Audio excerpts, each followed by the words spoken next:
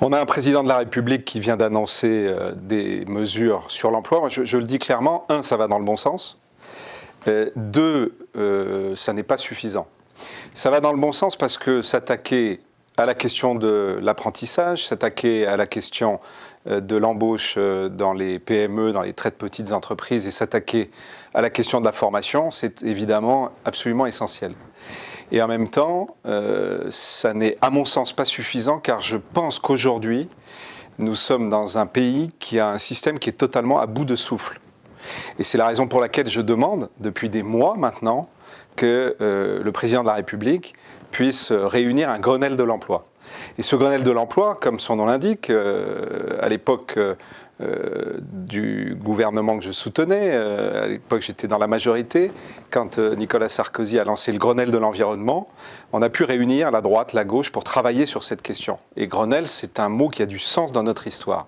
Eh bien, je souhaite qu'il y ait aujourd'hui, à l'initiative de François Hollande, un Grenelle de l'emploi qui réunisse des élus de droite, de gauche, des syndicats évidemment, les représentants des entreprises, parce que nous devons, les uns et les autres, abandonner les oripeaux idéologiques, nous mettre autour de la table et essayer de construire une réponse nouvelle. Pourquoi une réponse nouvelle? Parce que depuis 40 ans, nous avons échoué. 40 ans je reprends 1974, qui a vu les impôts exploser. La France a le record des prélèvements obligatoires aujourd'hui avec 45%.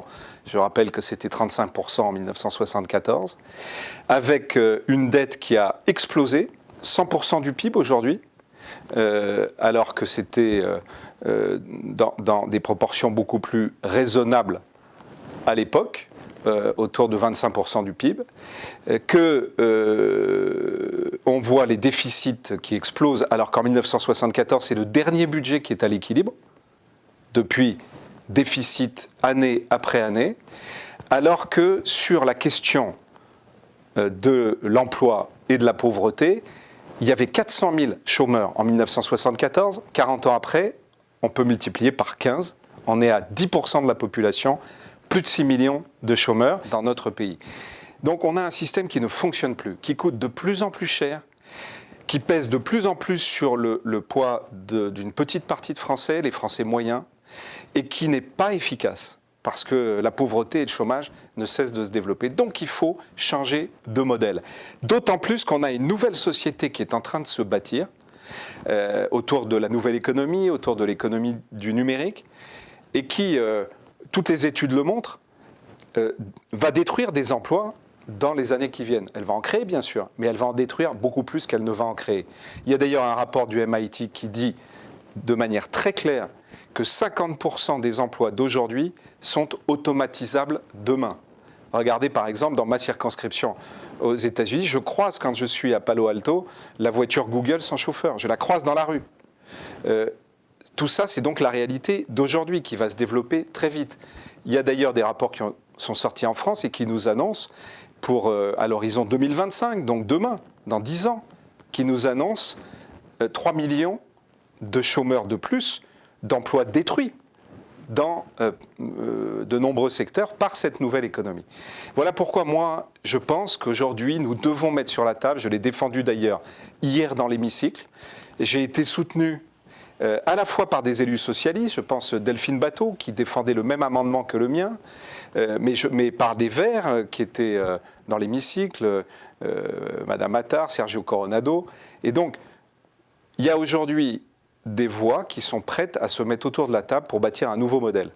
Justement, dans les années 70-80, aux États-Unis, Milton Friedman a évoqué l'impôt négatif, le revenu de base, le revenu universel, qui a été défendu d'ailleurs dans les années 70 en France par Stoléru, qui a été défendu ensuite par Foucault. Il y a aujourd'hui, dans ma circonscription, le club Praxis, avec des économistes extrêmement sérieux qui travaillent sur cette question. Je travaille avec eux. Il y a en France un think tank qui s'appelle Génération Libre avec Gaspard Koenig. Il y a l'économiste de Basquiat que je connais bien depuis longtemps. Il y a donc beaucoup de voix qui sont prêtes à travailler sur ce nouveau modèle. Et moi, je veux ce nouveau modèle, parce que c'est un modèle qui est adapté à la société de demain, c'est-à-dire qui intègre la disruption, les ruptures permanentes dans les parcours de chacun et qui en même temps veille à la portabilité des droits.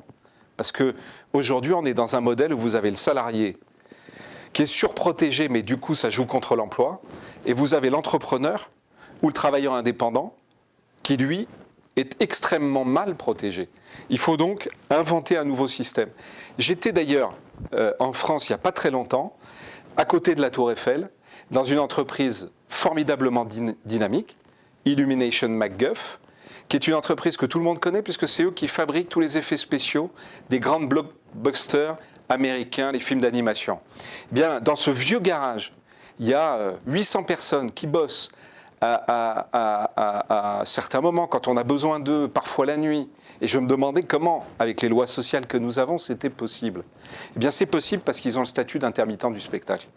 Et donc, moi, je crois qu'aujourd'hui, la société que nous devons préparer, sur laquelle nous devons travailler tous ensemble, au-delà des différences partisanes, en nous additionnant, c'est une société qui accepte de regarder la réalité en face et qui accepte de constater que le vieux modèle que nous avons bâti a produit de l'inefficacité, de la pauvreté, du chômage et en même temps de plus en plus d'impôts, des déficits, et donc qui ne tourne pas.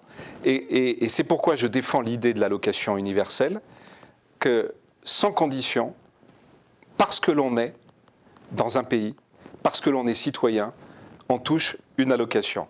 Et qu'ensuite, évidemment, elle remplace un grand nombre des allocations existantes, ce qui fera des économies considérables en matière de fonction publique, parce qu'aujourd'hui, comme il y a des conditions, il faut regarder qui fraude, donc il y a du contrôle, il y a des tas d'administrations qui distribuent, et donc finalement, c'est la bête qui se nourrit, au lieu de nourrir les Français, les citoyens qui en ont besoin. Voilà les changements que j'appelle de mes voeux. Pour cela, il faut accepter de changer de logiciel, parce que je crois que le vieux logiciel droite-gauche, il est aujourd'hui mort dans notre pays. Il faut accepter de rompre avec les vieilles habitudes. Et c'est pour ça que j'invite à nouveau, comme je l'ai fait il y a déjà des mois, le président de la République, qui, je le rappelle, a annoncé des mesures que je soutiens pour la plupart, à aller beaucoup plus loin. C'est aujourd'hui essentiel pour les Français, parce que si la confiance du peuple français étant élimé aujourd'hui, c'est d'abord parce que le monde politique, les partis politiques, c'est désespérant pour les Français, ne s'occupent que d'eux-mêmes, eux-mêmes les partis, au lieu de s'occuper des Français. Divertissent les Français au sens étymologique du terme, c'est-à-dire les détournent de l'essentiel. Aux dernières élections, quand on superposait la carte du chômage et la carte du vote Front National, comme par hasard, on avait les mêmes frontières. Eh bien, moi, je crois que c'est la priorité des priorités. Et donc, Monsieur le Président de la République, invitez-nous à travailler. Moi, j'y suis prêt. Que tous les hommes politiques, de droite comme de gauche, qui à un moment ont été rapporteurs pour l'emploi dans telle ou telle commission au Parlement, ont été ministres en charge de l'emploi. Regardez Xavier Bertrand, qui a courageusement tiré les leçons de la campagne qu'il a menée. Il est prêt lui aussi à travailler. Regardez Jean-Pierre Raffarin, qui au Sénat a fait lui-même des déclarations relayant cette demande que je fais depuis des mois avec ce qu'il a proposé, un pacte. Eh bien, faisons ce Grenelle de l'emploi, bâtissons ce pacte, faisons de la question de l'emploi la priorité, acceptons de travailler loin des idéologies et des réflexes partisans et pensons donc à qui ? Aux Français. Voilà ce que je propose sur cette question absolument essentielle. Pensons à la France, pensons aux Français.